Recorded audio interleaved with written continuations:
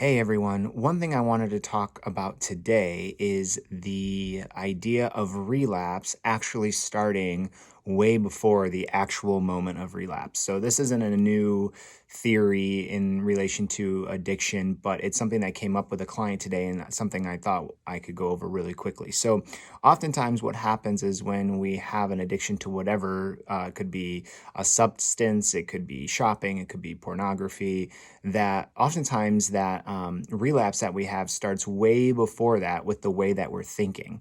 And so oftentimes way before we even relapse, we start to have thoughts about maybe what it would be like to use or to engage in that behavior. And even if we don't have those thoughts, we might have other thoughts that relate to it. So a common one I see is, oh, I'm just going to drive through that old neighborhood that I used to buy drugs in just to see, or see how it will make me feel, see if I can still stand up to that.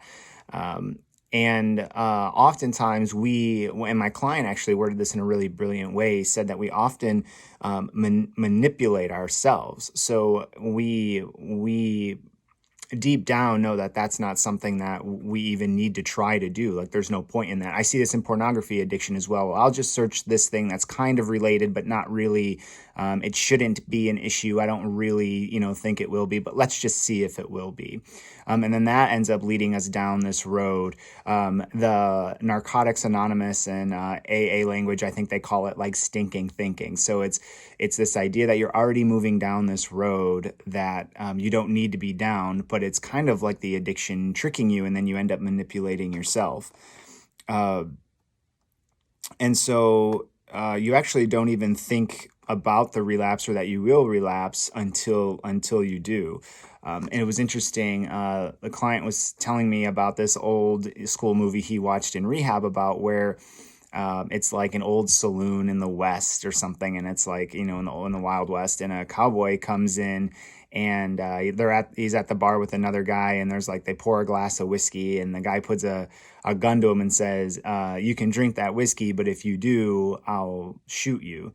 And it was really interesting because what the video said was, if you are, if you have an addiction to alcohol, what you probably will think is, how can I get this drink without getting shot? And that's a good sign that there's an addiction issue, that there's more going on than just, this is, something I dabble in or something I don't have an issue with. If you don't have an issue with it, you might just say, you're just not even going to try to get the alcohol, right? Because it's not worth getting shot. And that comes back to the idea of the disease of addiction, which is a whole nother topic in and of itself that we can cover another time. And there's some varying theories about that now as well.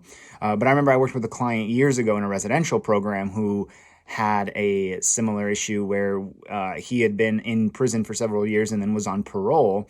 And he violated his parole by smoking marijuana. So he was in the program, and marijuana wasn't legal at the time, and the stigma around it was a lot different.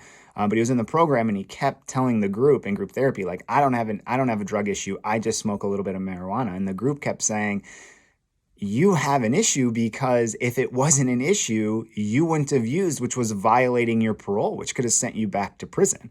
I mean, he kept saying, marijuana is not addictive, and I don't have an issue with it. But the reality is that the using marijuana, if that would potentially lead to going back to prison, if you didn't have an issue with marijuana, you'd probably say, yeah, I don't want to go back to prison, I'm not going to touch it. And so the group, which actually kind of helped and create that teachable moment for this other guy, was saying, look, if this wasn't an issue, you wouldn't have relapsed. So anyway, a couple little things there I just wanted to touch on, but the main one being this idea that notice your thinking even way before you get to this idea of a relapse. So notice the thoughts that you're having. Don't entertain those thoughts. And if you notice you're starting to have some of those stinking thinking thoughts that NA calls it, where you're going down this road that there's really no reason to go down. Pay attention to that, and then start to create different thoughts to get you out of that, or choose actions that don't lead you down that road.